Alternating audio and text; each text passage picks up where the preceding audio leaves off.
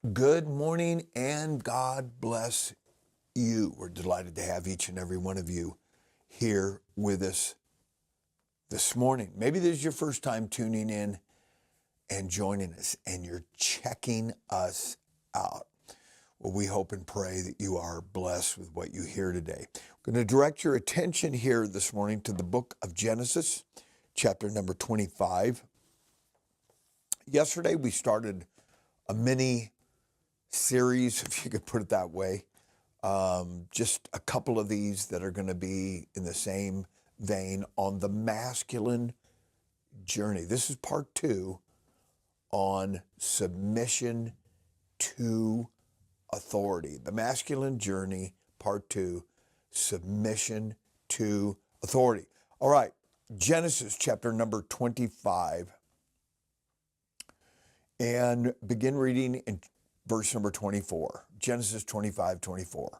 And when her days to be delivered were fulfilled, behold, there were twins in her womb. This is talking about Rebekah, Isaac's wife that is about to give birth. And the first came out red all over like a hairy garment, and they called his name Esau.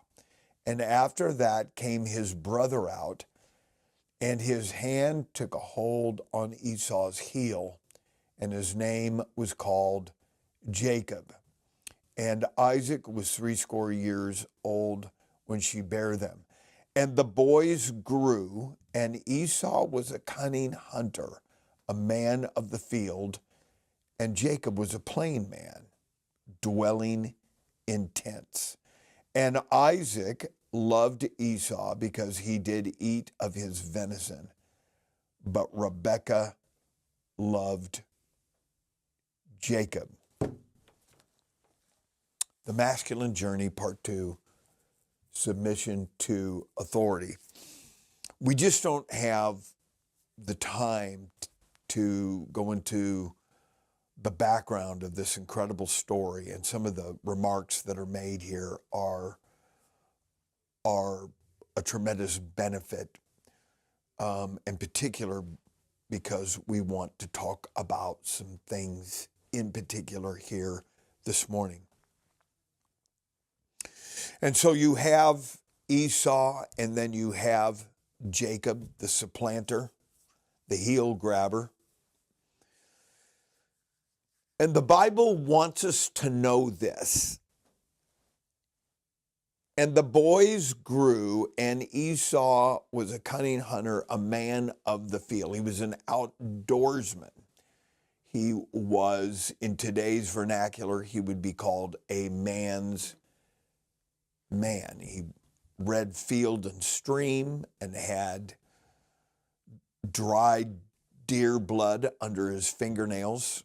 He was a hunter, a cunning hunter, which means he gave himself to that. And all the hunters out there said, amen. I love the outdoors. I love the pursuit of my big deal is elk hunting in the fall. And so there's a part of me that can appreciate this. But he had won his father's heart. He was a man's man. He was tough, rough, gave himself to outdoor activities. And the Bible said that Isaac loved Esau because he did eat of his venison. This is established here, but also plays into this incredible story as it unfolds. But he was his father's son. And that is an absolute incredible connection. But we don't want to focus on Esau this morning. We want to focus on Jacob. Listen to what it says about Jacob. There's some very telling things here that we will talk about here. And the boys grew, and Esau was a cunning hunter, a man of the field, and Jacob was a plain man dwelling in tents. He was a mama's boy. I don't believe that he was effeminate. I don't believe that he was anything was questionable as far as that goes. But he was a mama's boy. And the Bible said, but Rebekah loved Jacob. You have to understand that Rebekah had already been given a revelation by God directly about the two boys, that the older would serve the younger. And so when she saw that Jacob, she had this in mind and in view in the raising of Jacob. And he was definitely a mama's boy. He hung around the tents, maybe helped out with cleaning out the tents and washing the dishes, and becoming a little bit more domestically minded. And I'm not trying to read anything inappropriate into that. I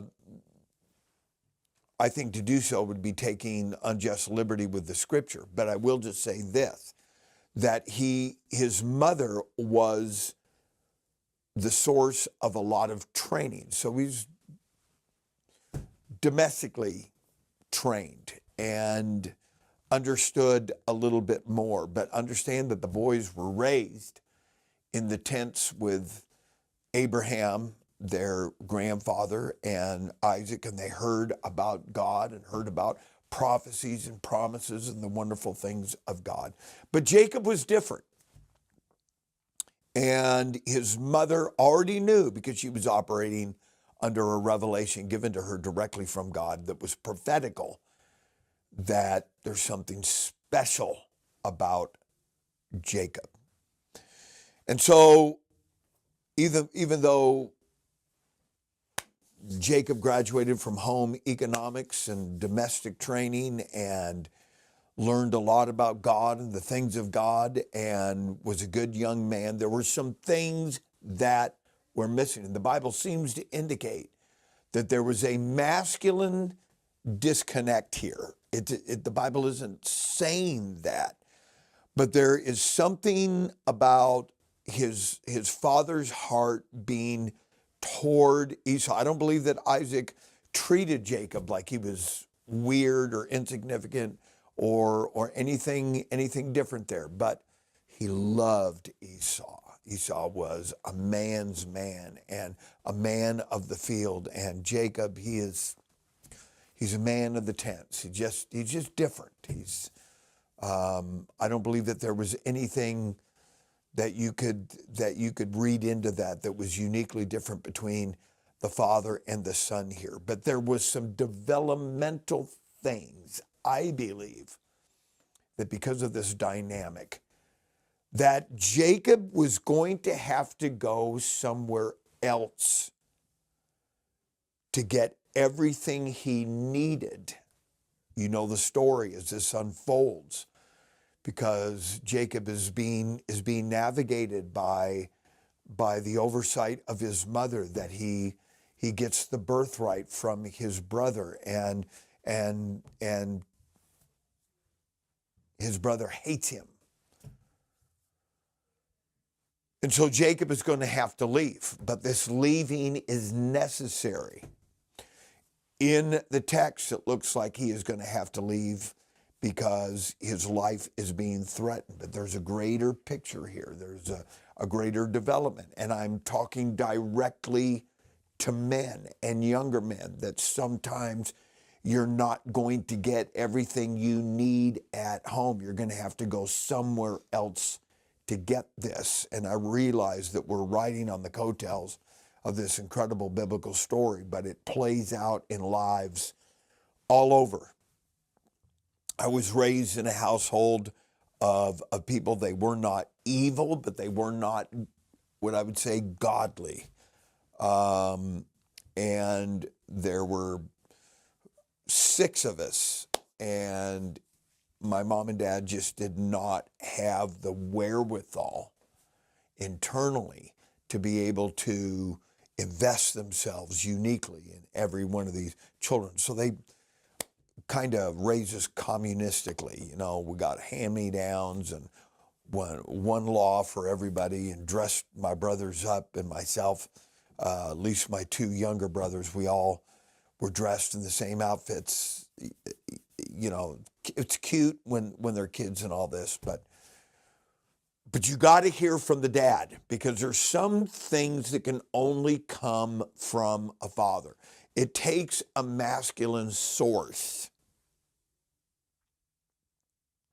And we are talking about the masculine journey. And here Jacob, he was getting his direction, okay, from his mother. This is how we're going to get this birthright, and this is how you're going to go into your father, and we're going to impersonate and get a blessing from him, and under the direction, the auspices and direction of his mother. Thank God it was godly, and thank God it pointed him in a godly direction.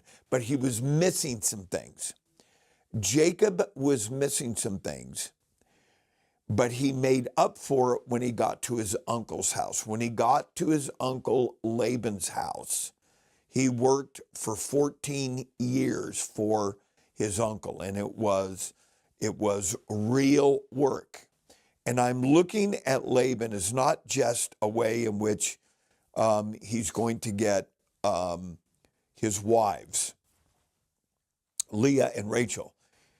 I'm looking at this like there is a bigger picture here that is taking place in this environment with Laban. Laban is brutish. He is he's not afraid to do what he has to do to get what he wants. And you can see this later in the relationship, especially when Jacob said, it's time for me to go, that you see another side of Laban. And he's not afraid to do what he has to do to get what he wants, and to try to manipulate Jacob. But he is warned supernaturally not to threaten this your son-in-law, and to make sure that you speak to him right. But there was something about being at his uncle's house and getting up in the morning and taking care of getting milk, and taking care of the beasts of burden, and getting ready to attach the plow and to the oxen, and getting ready. And we got to pull weeds, and we have to do this in the season, and we have to prune the trees. And Jacob learned to submit to masculine authority at Laban's house. I'm not saying that as him being a man of intense that he was unruly or lived a life that was sloppy in any regard. I don't believe that. But there's something that took place at Laban's where he took this to another level, and he chiseled out his manhood in great part under Laban, his uncle. I used myself, and I didn't really want to get involved with this series so that I could talk about myself, but my story is so real to me, and I know that there's a lot of others, maybe you're watching or you know somebody, they had to go somewhere else to allow what was in me, and the potentiality and the possibilities, and the things that God saw in me, and the things that God had for me, and the greater purpose and panoramic design that God had for me to be a part of and to fulfill. I had to go somewhere else, and that somewhere else was the house of God. There are a lot of younger men in our world that God has magnificent plans for them. First of all, is to become saved and to become a saint of God. But the panoramic, the long game. There's some young men that never learn to allow the saddle to be put on them, and therefore they have wasted potential and wasted they think that everything's okay and everything's going to work out. It doesn't happen that way. That's not God's way. You have to accept masculine authority. You have to learn to submit, or you will never you will never fulfill the promises of God in your life. It only comes about one way. And so Jacob learns to get up every morning and, hey, I need you to do this today. And this is on the schedule. We need to take care of it because we're moving into winter season. And this, we got to go out and do pruning. And as is articulated in John chapter 15, we got to remove all the dead branches and blah, blah, blah, blah, blah, blah, blah, blah, blah, blah, blah, blah, blah, blah, blah, blah, blah, blah. He took orders. He became not just a functioning part of that household. He was no longer a man of the tents. He's now a man of the field. He becomes complete. There's a complete picture with Jacob now. He knows how to be a good employee. He knows how to take orders. I want to tell you, getting a job, if you're unemployed and you are quote unquote in the church of the living God, you should not be eating. You should be fasting. That is the word of God, because there is something that takes place when you become an employee. And I don't mean just showing up with a grumble on your face and just showing up to barely get by. You need to be delivered of that spirit. You should be full of the Holy Ghost. You should be the best employee on that job. You should be like Joseph, having an excellent spirit, regardless of how menial and repetitious and the tedium of just doing this every day and the monotony of it. You're an employee and you're meeting a greater purpose. And if nothing else, you are learning to submit to authority, because everything that God has for you, is going to come through the channel of submission. You are not going to be blessed without submission. You can think, well, you know, I've never had to do this before, so I don't know what to do. Hit it head on and say, this is part of my life that needs development. I've allowed it to become just an empty, barren field. Or maybe in a previous place in my life, I developed it and I allow it to become overgrown with weeds and da-da-da. Meet it head on and say, I need this. I got saved and I got a job. And the job helped me. I learned, I was getting the same information, but from different sources, and it worked in the same kind of principle from on the job and in the church. Get up, be here at a certain hour.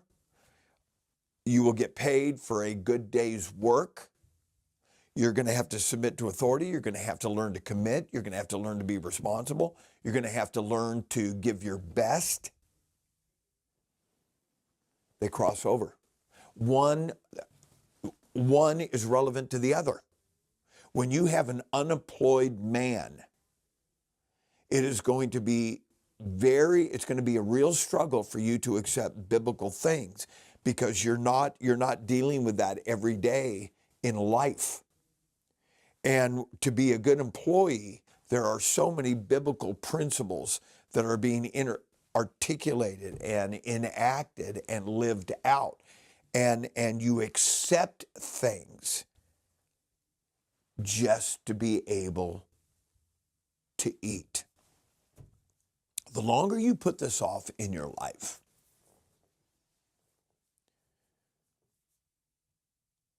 well, let me back up. It is critical that you learn these things at junctures in your life. I heard a story, and I'll end with this.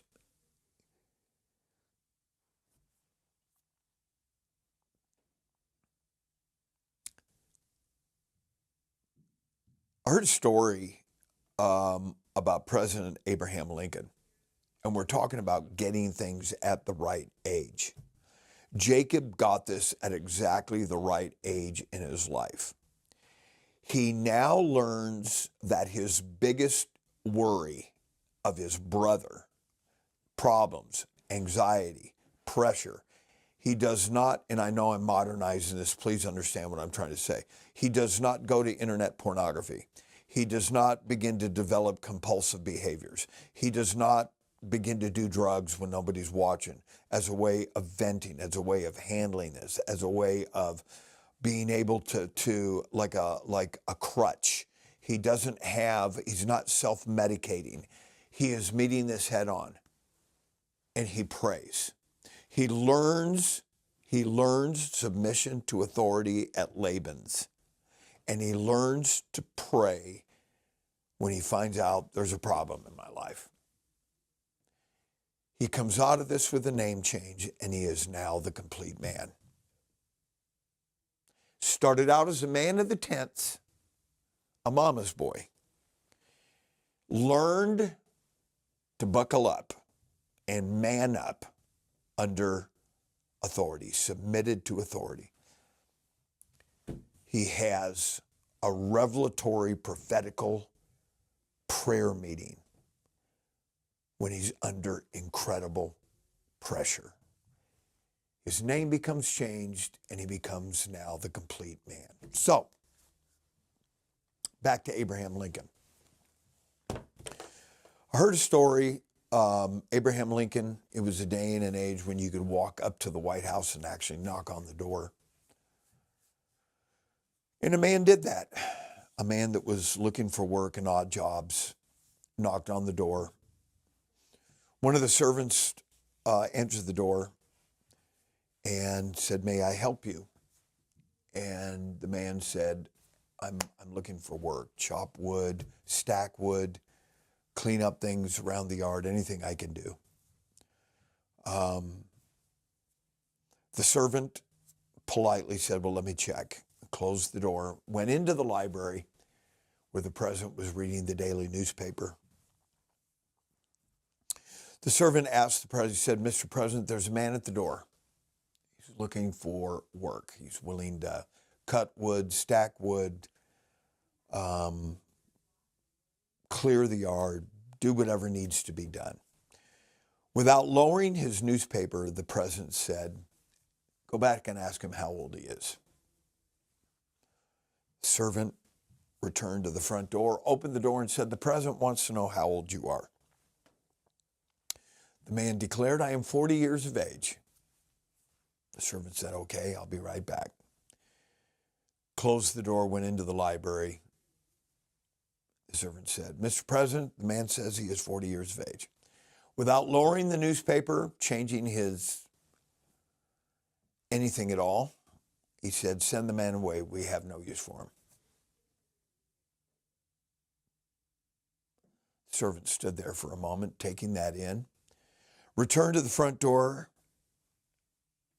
and said politely, "I'm sorry, we don't have any work for you."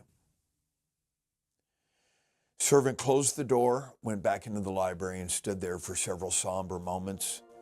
And for the first time, the president lowered his newspaper, looked at the servant, and said, "You're taken back by that, aren't you?" He said, "Well, Mr. President, I am."